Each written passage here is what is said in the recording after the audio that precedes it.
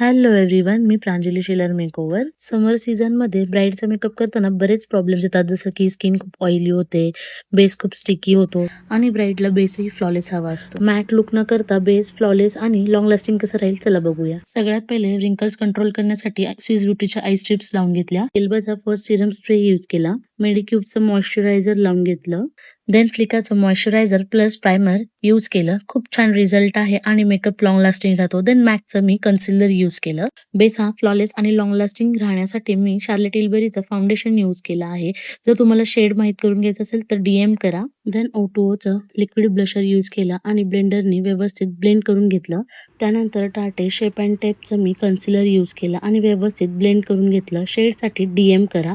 Then मी use केली air स्पूनची लूज पावडर. याचा रिझल्ट खूप छान आहे आणि बेसला खूप छान लॉक करतं आणि बजेट फ्रेंडली प्रोडक्ट आहे. ब्राईडला सॉफ्ट स्मोकी आईज हवे होते, त्यासाठी फेसेस कॅनडाचं ब्लॅक कॅजल अप्लाय करून ब्लेंडिंग केलं आणि लाईट शिमर यूज केलं. देन लॅश कलरने लॅश सेट करून घेतली. ब्राईडच्या फेसवरनच कळत आहे ब्राईडला आय मेकअप आणि बेस खूप आवडला. त्यानंतर डिओरचं मी ब्लशर यूज केलं. देन ड्रॅग प्रूफ आणि long lasting makeup setting spray use केला आणि लिपस्टिक अप्लाय करून घेतली. तुम्हाला प्रोडक्ट लिंक आणि शेड्स हवे असतील तर नक्की डीएम करा. असेच मेकअप टिप्स आणि ट्युटोरियलसाठी लाईक करा, कमेंट करा आणि फॉलो करायला विसरू नका. थँक्यू.